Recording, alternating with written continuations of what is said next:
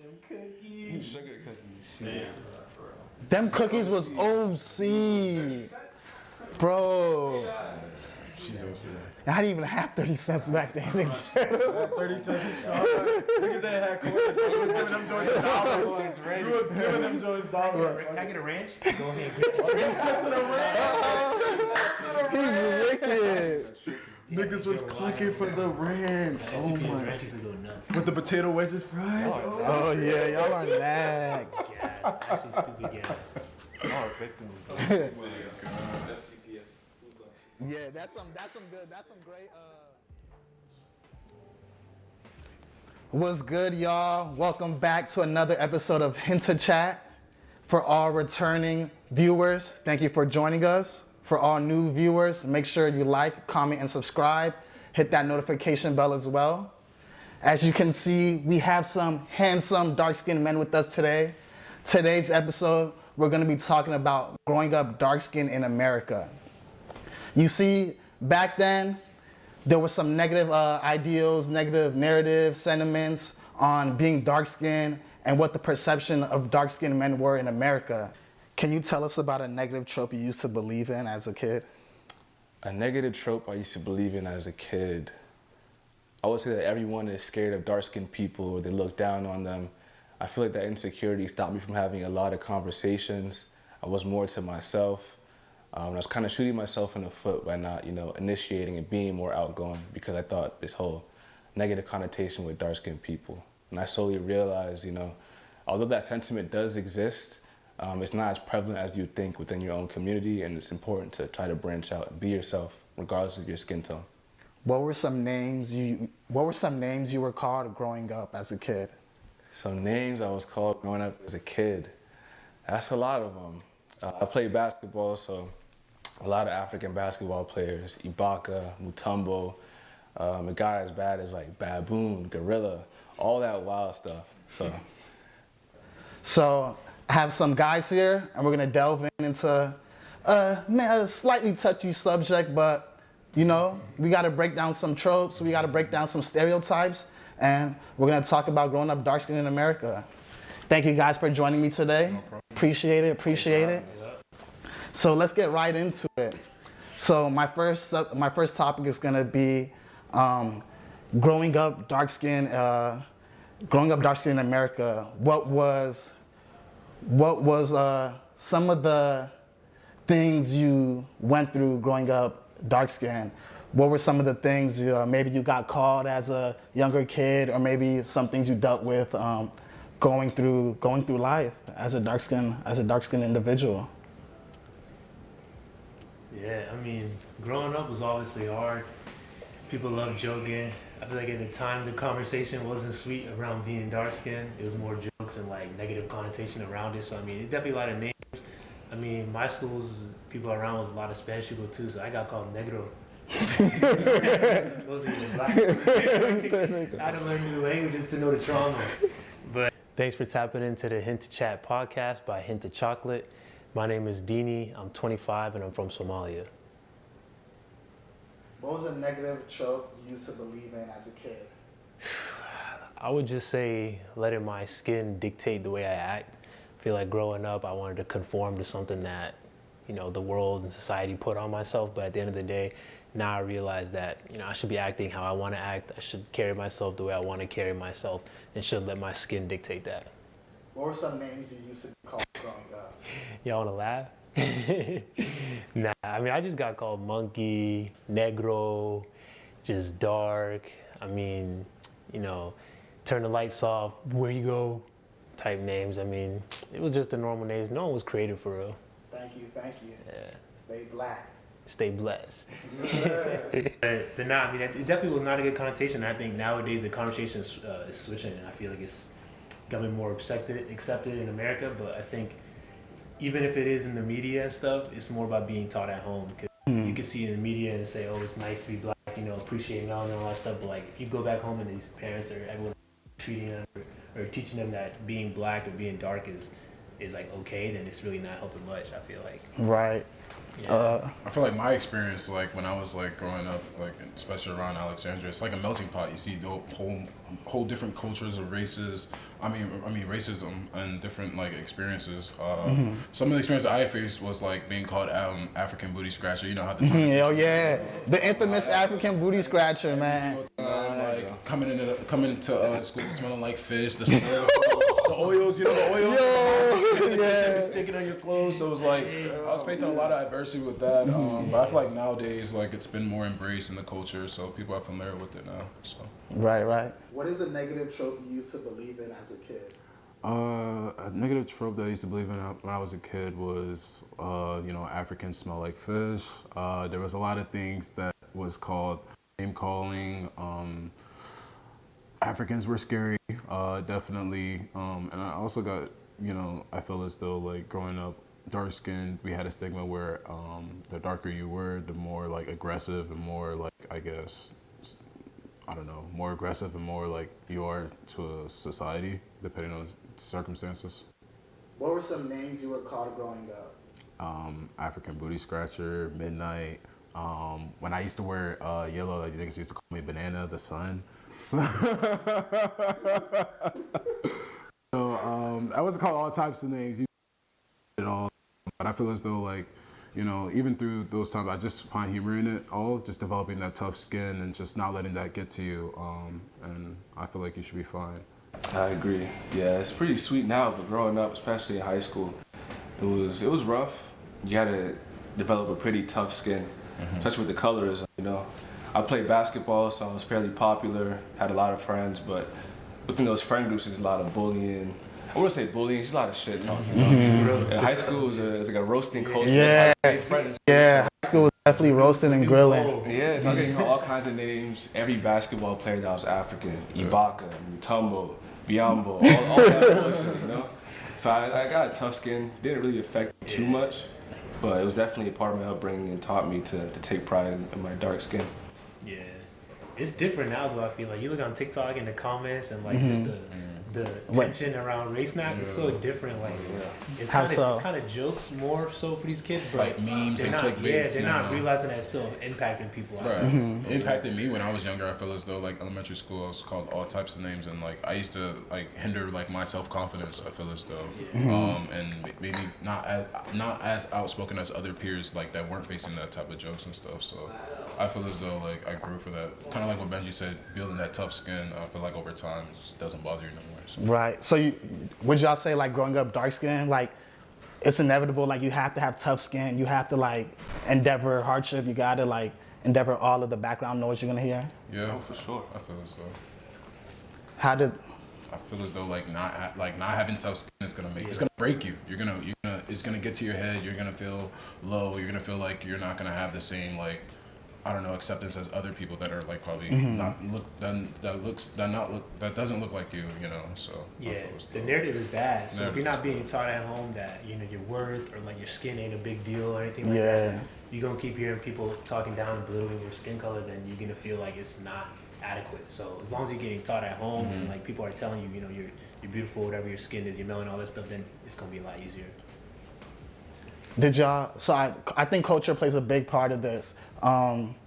So did y'all have parents that like reaffirmed you that like, or like could you have those conversations like, Mom, somebody called me midnight today, or like somebody said like I look like under the bed. You feel me? Like that's insane. Like, could you have those convos? I'll let you speak. I don't know. Y'all got this one because I didn't have this. For me personally, I didn't have those conversations. African parents, they really understand that. Like they had their own notion of just go to school, get a good grades, come back, and they didn't care about how you get it done. Just get it done. Right. The process of like your day-to-day interaction. They really asked me like, hey, how was your day at school? Like never asked me that. Did you bring A? Did you bring B? Right. You know what I'm saying? Like no C's. No C's. That's what I'm saying. So it was different for me. I definitely had those conversations with my parents.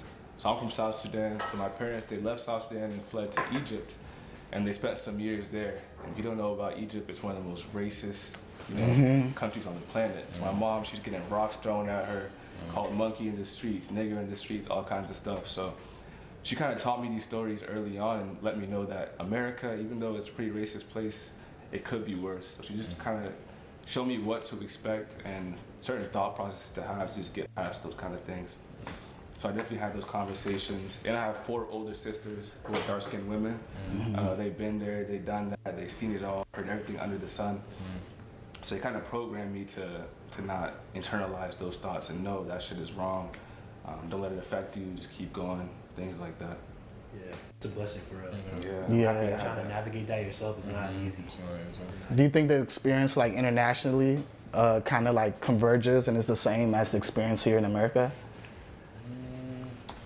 Or y'all haven't lived internationally? Yeah, I haven't lived internationally, but I mean, just speaking for, I guess, people back home, I think, I can't speak for all countries, but for Somalia, I know a lot of times there is inherent racism there and like colorism in themselves.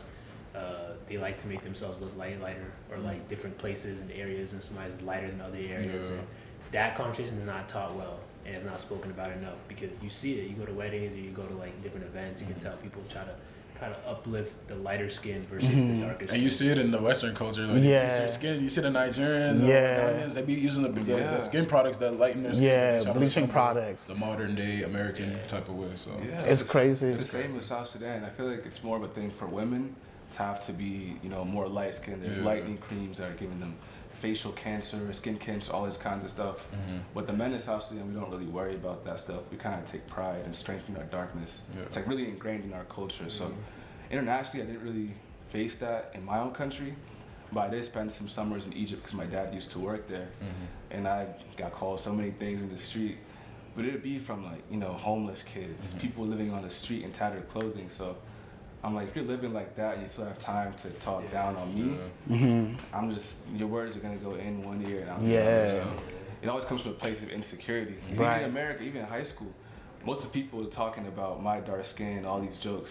They were dark skinned. They were dark skinned too, They were niggas, you know? Yeah. So, that's that colorism. That's that colorism. We'll get into that. Let's get into it. Let's talk about colorism. Why is it that like, we all dark skinned man, like growing up, like say somebody out of our demographic will like grill you, right? And then they grill me, but I'll be like, wait, he's darker than me. Wait, he's darker than me. Like, why would we like point fingers at each other when we're like all from the same cloth? You feel me? Nah, 100%. It's society that put it on us. Like, just look, growing up, light skin is this, lighter skin is better. But I mean, I heard someone tell me that dark skinned men are the CEO of colorism. Who told you that? We gotta see. I don't even remember who told me that, but when you start thinking about that, it's like it kind of makes a little bit of sense, because when it comes to your own type of color, it should be inherently that's kind of what you're interested in. And when it comes to light skinned people, I feel like they like light skinned people as well. But then dark skinned people, sometimes they don't really look for the same, and that's like mostly in men. And it's the truth. I mean, growing up, you look at athletes and you idolize, a lot of us idolize athletes and rappers and other people like that. Maybe rappers not as much, but for athletes, look at Julius Randle. Like, all these people, they have these white wives, and it's like that's kind of like what you, growing up, you think like, okay, like that's what it is. And then they have light skinned babies, and you see and all that stuff. But I mean, it's maybe once you get beat down so much by the media, your peers, the colorism you experience in your upbringing, sometimes you kind of internalize that. And once you do, you become like a vessel to continue it on, which is what I've seen a lot in my friend groups in high school. You mentioned you played basketball, right? So now it seems like dark-skinned men are in. We're hot with a trend.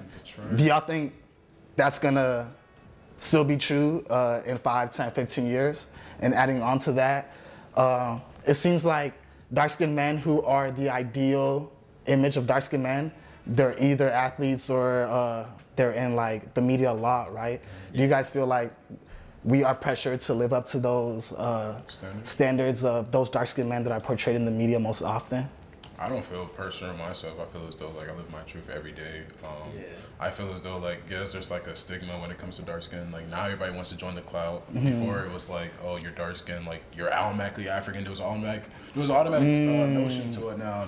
Light skin used to be a notion where it was like you're soft. Now it's like I don't know. I feel as though everybody has their own lane they play in. But I feel as though like I don't feel that pressure. Like all young ladies, like they're like, oh, like I love Michael B. Jordan, I love Idris Elba. They all love Damson Idris. You feel me? Like they think all dark-skinned men like. And you seen how Damson Idris ended. He went out there. You feel me? Around 2 seasons back. and they think we have to like all dark skinned men like they have to look like them. They have to be them. They have to carry that persona. That's the same with the girls too. Like girls look up to Lori Harvey too. Like light skin in the joint. Like so it plays both ways. I think it's a trend right now. It's a trend, and it might die down eventually, but you think so? The conversation is starting at least that you know, darker skinned men and women are getting representation nowadays. Right. In the media, people know more about Africa now with Afro beats on the come up, African actors, artists, all these things. So it's kind of starting the conversation like, okay, these are dark skinned people. There's nothing wrong with them. The connotations aren't true. So I feel like eventually it's gonna kind of level out. Right. There'll always be an anti-black sentiment. I hate to say it, but I feel like there will always be, like no matter what layer it is, it's always gonna be there. And that's the problem. It's always gonna be like that if it's just in the society. If it's just in the media, you gotta have these conversations at home. Like you should have a white guy who loves black music. Their parents are probably not teaching him that black men or black men are safe. Like he's still clutching their person on black men. They're still, you know, upset if they have black friends. So it's like if you're not teaching it at home and you're not growing up with those values, then just seeing Jaylen Brown or seeing dancer interest in the media is not really doing it. Right. You might like their pictures and follow them, but in reality, you're still going to be uncomfortable around a black coworker. You know? I feel like you got to be in the mix in order to really truly experience that or indulge that into that culture. Conversations with real people, not just what you see positive light in the media. Exactly. You know? Like only goes so far. Because there's positive light and there's also negative. Like people love making fun of black people as well in the media. They talk down on all the different rappers, different athletes as well. Look at John Morant, Ja Morant. John Wick. Like, yeah. It's like it's these white people who are making these jokes a lot of times too, and it's like, you know, that's not helping us because anyone could be in a situation like that. It's not about being black or white. Yeah. How do we? It's more jokes when it's John Morant though. Yeah. He's obviously struggling problems, but like when it's someone Pete else. Davidson got a drug addiction. Nobody is. Who's that? Was Brett Favre? One of them. Brett Favre doing some charity stuff, but there's nothing in the media. You got Dana White slapping his girl in the middle. A million cameras. Really? It was live? Yeah, you know, nothing. Slapped her in the UFC still up. His money's still fine. But let Kyrie Irving say something. Let John Wick. He's a John Wick, John Morant. You part of the. We're part of the problem. We got to put the fingers in ourselves. John Morant. I gotta unlearn it. But now, like he's showing his guns. Like that's a whole other conversation. Yeah. But he didn't break any laws, did he? I mean, he may have with other things, but they're just trying to shade negative light on him, so to try to portray a certain way. A black man with a gun is just it's scary. It's scary in itself. We can never do something like that. That's crazy. Because that's scary for everyone in the world for you to show a gun. So it's like at the end of the day, really, is it? What's really the conversation going on here? That's crazy. You gotta have good people in the media to actually be having these conversations. Stephen A. Now he's gonna get into it. He's not gonna get into it all the way. Yeah. You gotta have someone who's gonna talk about it because like, they're really upset about him because he's black. He had a gun. Like it's scary for the world. It seems like they love like. It seems like majority of the world loves the black aesthetic, but they don't like the consequences that come with being black. Yeah. You feel me? Like, how do we balance that? Like, they love the black man, you know, they want them for like one night stands or they want them for like these physical carnal things, you know, pleasure and whatnot, but they don't want the security that comes with a black man. It seems like that's insecure on them, if they're not comfortable with. But it's like the negative trope of like the jaw situation or like if our white counterparts do it, it's it's not deemed as that bad and there's not severe consequences versus for our demographic.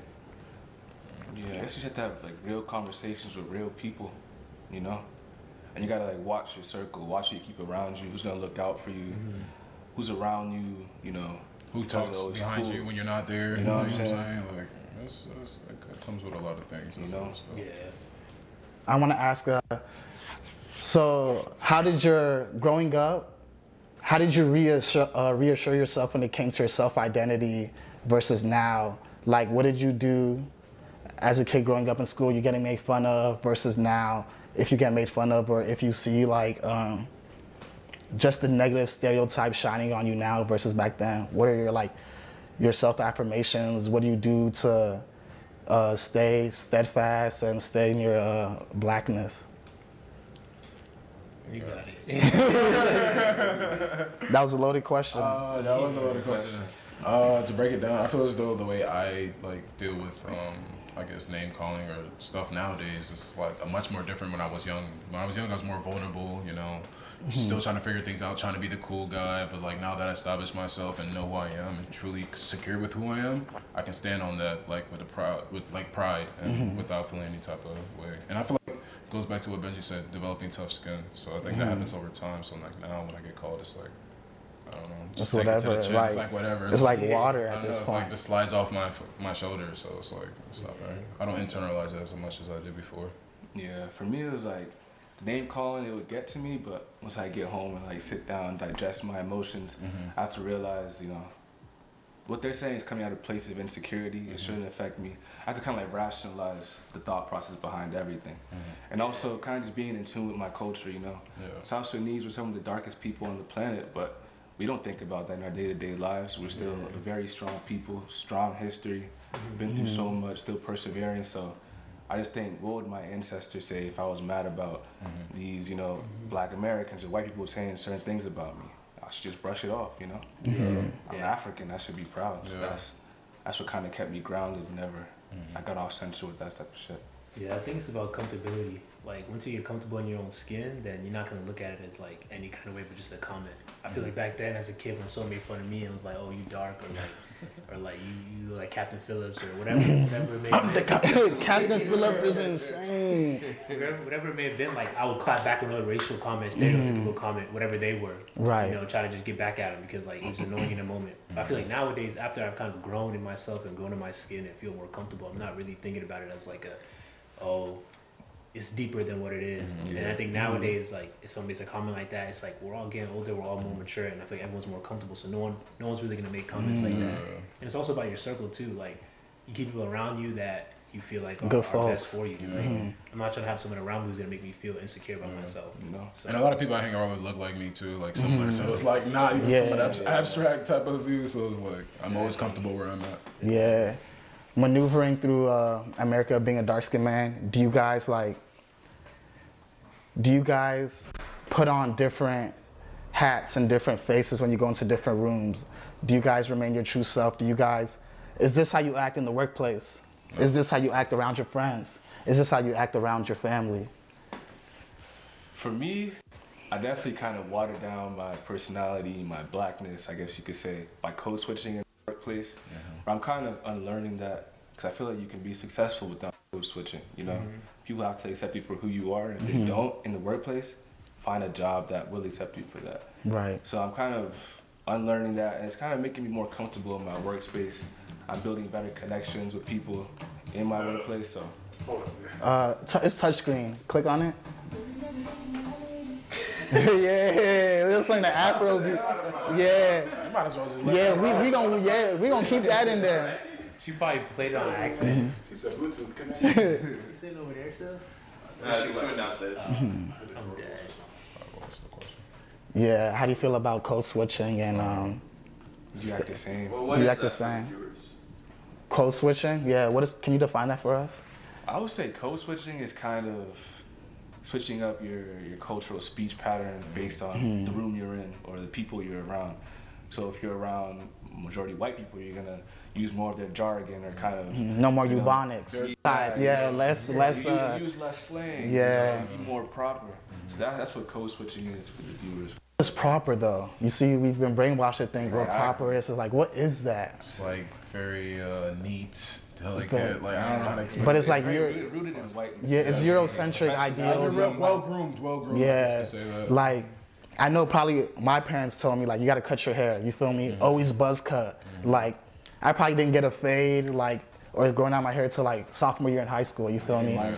High school as well. No ripped Every time jeans. talk down, I ask why I can't get a fade. It's like there's no real answer to it. You feel me? Because I said so. Or like you look handsome. No, I look like a peanut. You feel me? It's not good. It's not nice. My dad was trying to get me to shave my beard because he was like, it just looks like mess. Like it's not clean. There's no valid reason, but to they don't like long. adhere to some ideals that we don't really align with, or we were just told to assimilate to. You feel me? Do y'all think that's rooted in whiteness on your parents' side, not wanting to grow out your hair?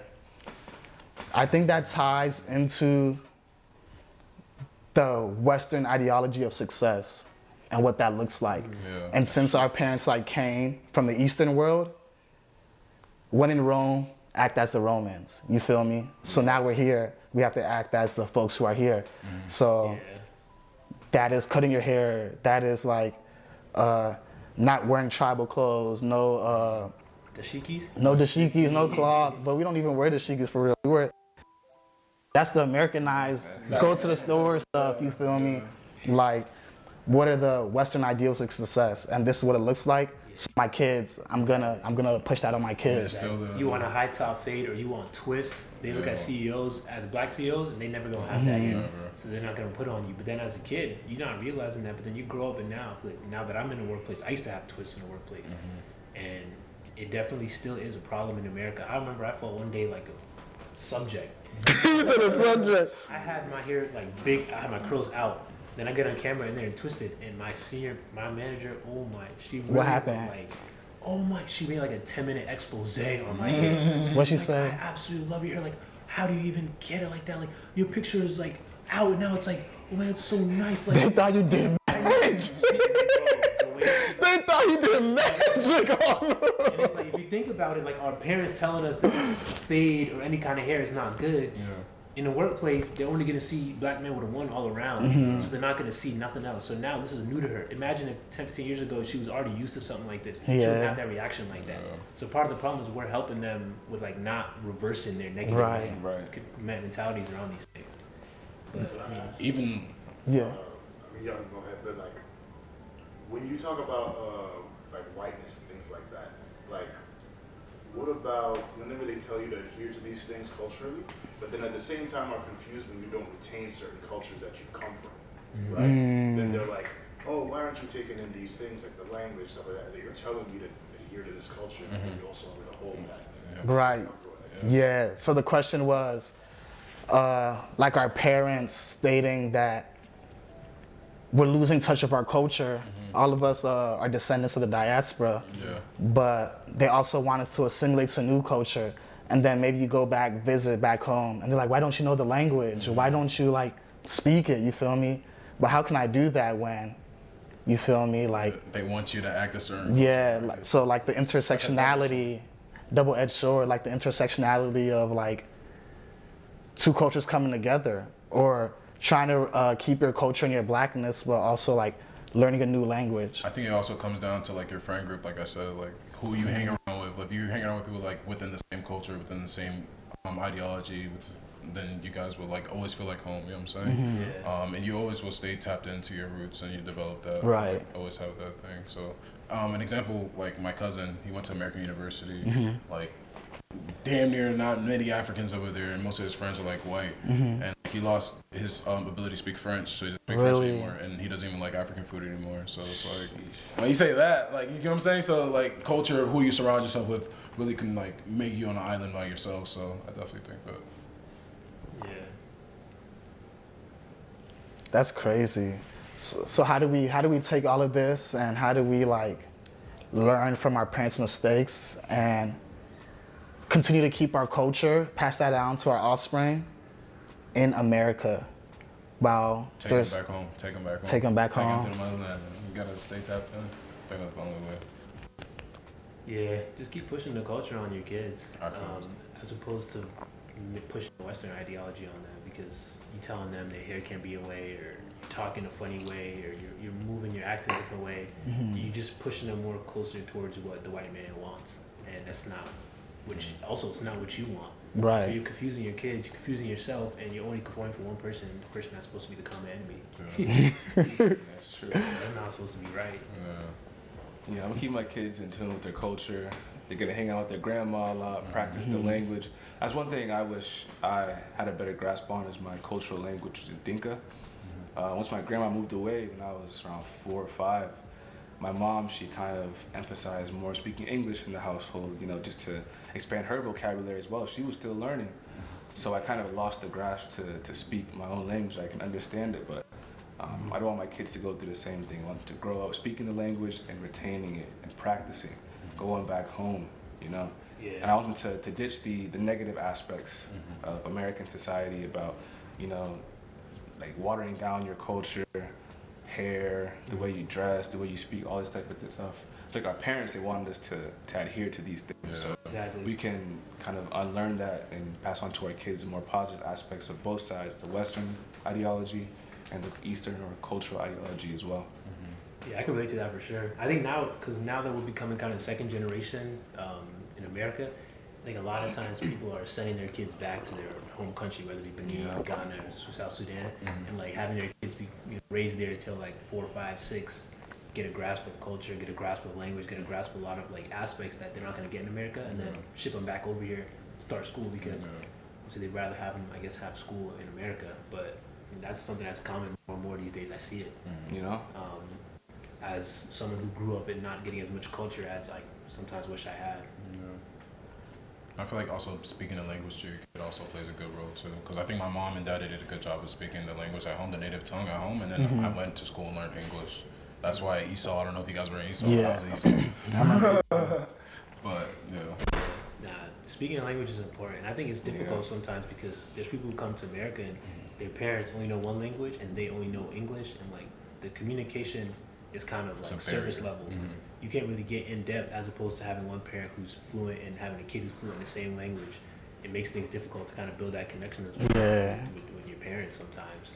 Yeah, and also It's hard. Yeah, and you're spending so much time at school with your friends, so you're gonna be speaking English primarily. I don't know about you guys' parents. My parents, they work really long hours, so I couldn't really talk to them too much throughout the day. So of course you're gonna be internalizing more English than your actual cultural language. So that's one thing I want to do, is just take time and speak to my kids in my language. I like that.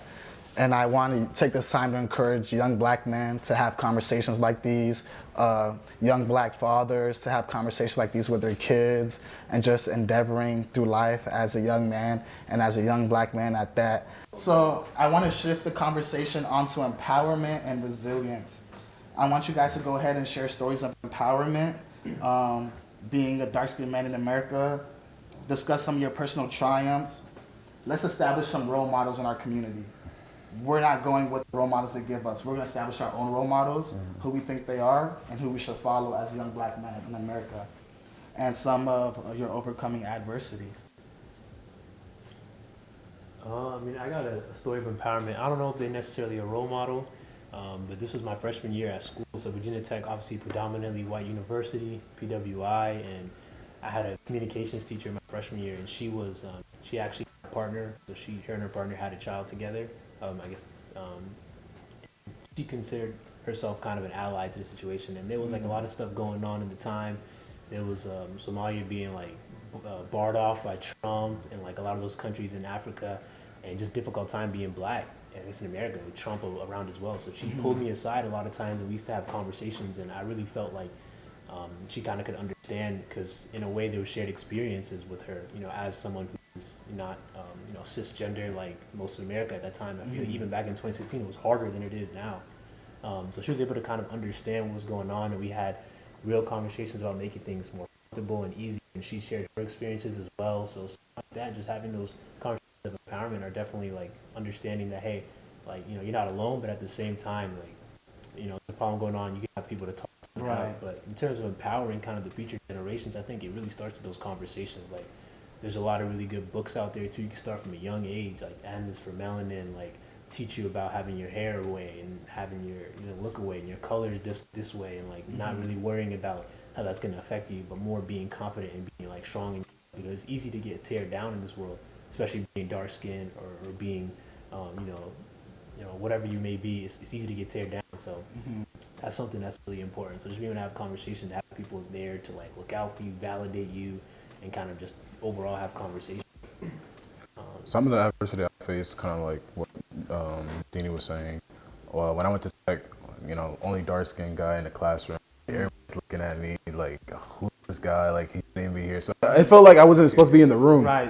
So, and then like, I just felt unwelcome. I felt like I was always a target. Everybody was looking at me like I'm the only darkest person in the room. It's like 3% black. So not feeling like I was part of the group, but kind of like an outcast was always bothering me at the time. But hanging around with these guys made me feel like I was home. So like having someone to relate to and see them graduate, I was like, okay, I could do this too. Like not that many people at Tech always like finishes out in like 4 years. Right. So like seeing them graduate having the conversation and seeing what they went through, like some of the steps that they navigated their way through graduation kind of helped me as well too. Smooth. What's up?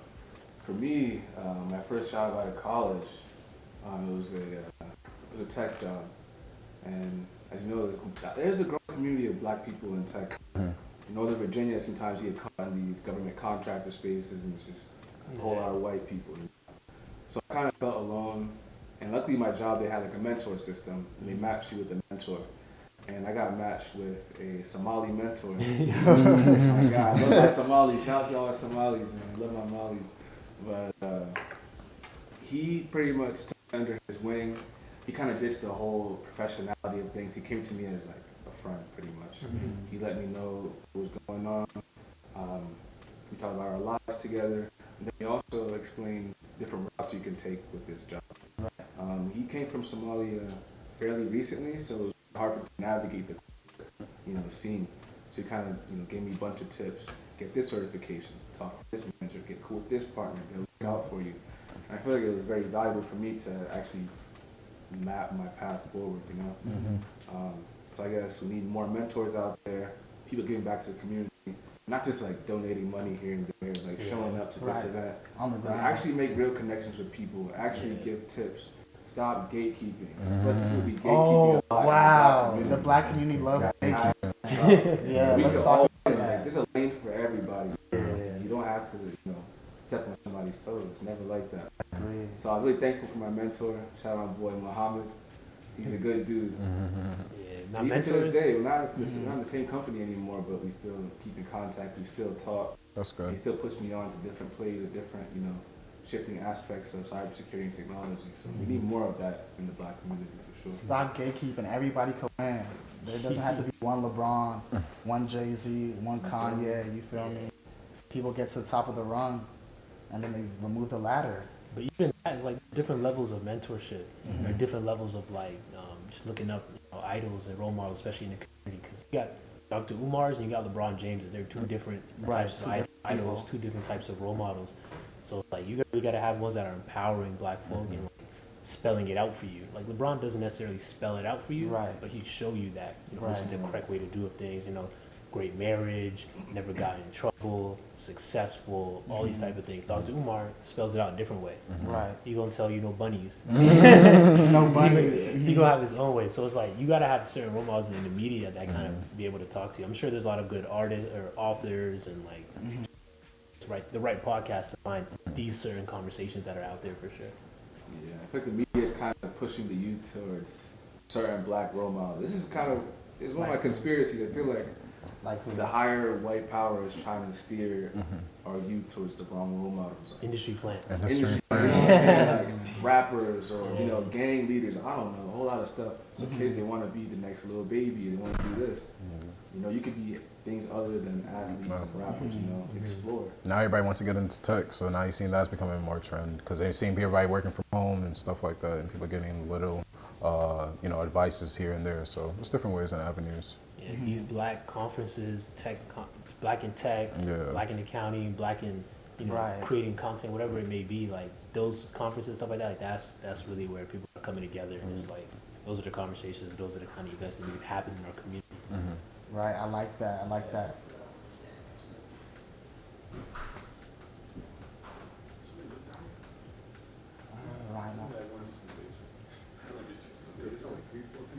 That's what I see. This place is huge. Yeah, but next podcast, you're charging it. He's charging. Yeah, they're charging. They about to charge tax. What? Y'all recorded last time in the basement? She used to, but then like most of the stuff she recorded here now. She used to have like LED light with her name on it. Stuff.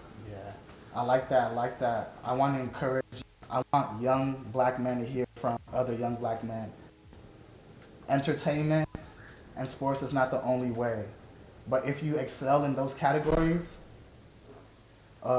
stick around a good group of guys who can make sure you stay on the right path, who can hold you accountable, who can check you, and who can ensure that you're doing things correctly and you're stepping correctly so you can excel in music, you can excel in art.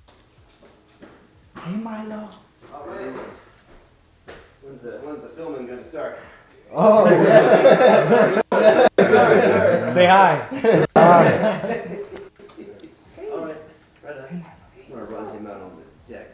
No, no Cool, problem. cool. Yeah. Come on, man, come here. No worries. Yeah, you yeah. can cross, bro. That's fine. Let's see. Yeah, they're about to sit there. Baby, Michael.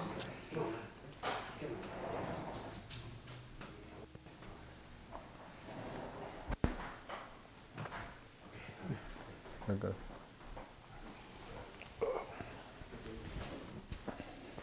Good. Mike and Miri. Who Gotta continue. I also want to talk on who can excel in music, can excel in arts, who can excel in sports, you know?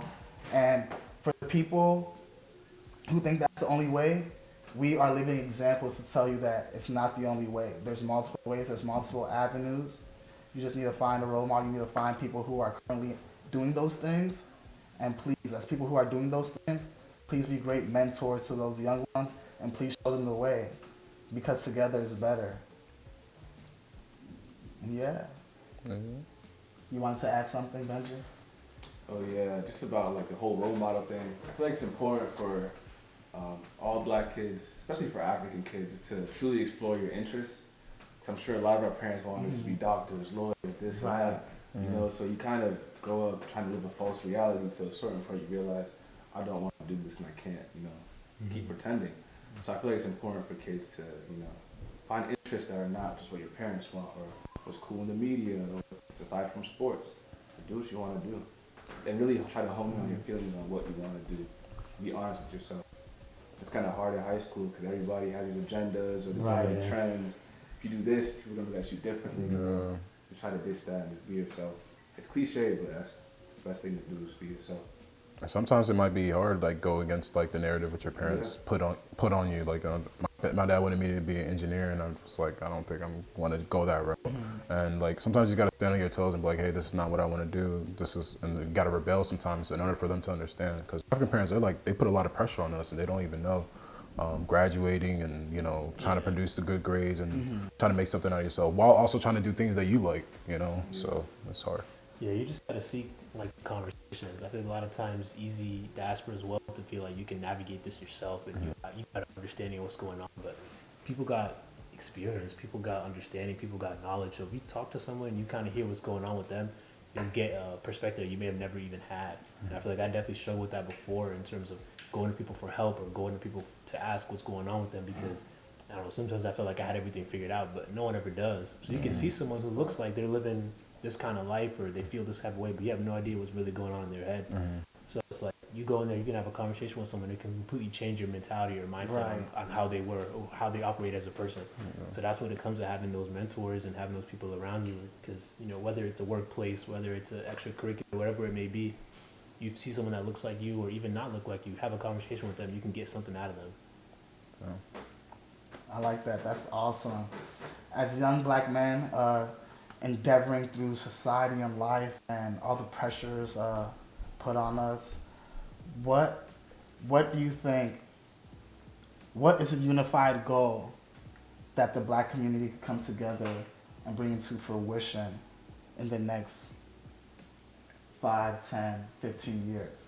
What is something we can actually agree on and not butt heads? We can come to a consensus and we can accomplish a unified goal we hope to see for black men and the black community as a whole. Uplift each other. I think the goal should be to not have anyone feel like they can't get help from someone that looks like them, especially in our community. I think gatekeeping or whatever it may be is difficult to navigate, and sometimes people aren't looking necessarily to help out the people that look like them sometimes. So I feel like as a whole collective community, we need to start with helping each other out and bring each other up. You should be able to have someone, you see someone that's looking for a job in your area, help them out. You're looking for someone that's looking to get a skill in some area, help them out, teach them and help them along the way and be someone that can go like a support vessel for them. So I think that's one thing that definitely in the next 5 years work towards being better, because obviously that's not like a tangible goal, but work towards becoming better as a community, I would say.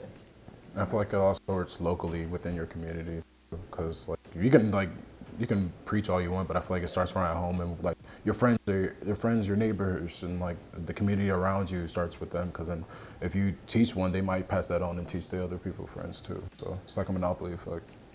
I agree. going off what Dini said, yeah, like just be supportive and just don't be quick to judge, you know. I feel like the black community is like almost subdivided. You have light skin, dark skin, athletes, nerds, or whatever, you know. I feel like that's what we realize at the end of the day, we're all black. Let's be slow to judge. Let's uplift each other, you know.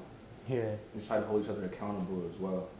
You see something that's wrong or like there's some internalized, you know, Trauma. yeah, internalized trauma or anything negative in our community, we have to be proactive in rooting it out. You know? Yeah.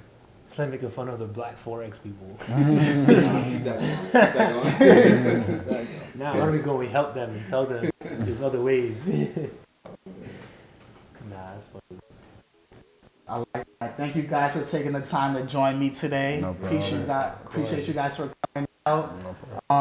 If you haven't already, make sure you like, comment, and subscribe. Stay tuned. He got some good stuff coming. Stay tuned and stay black. Yes, sir.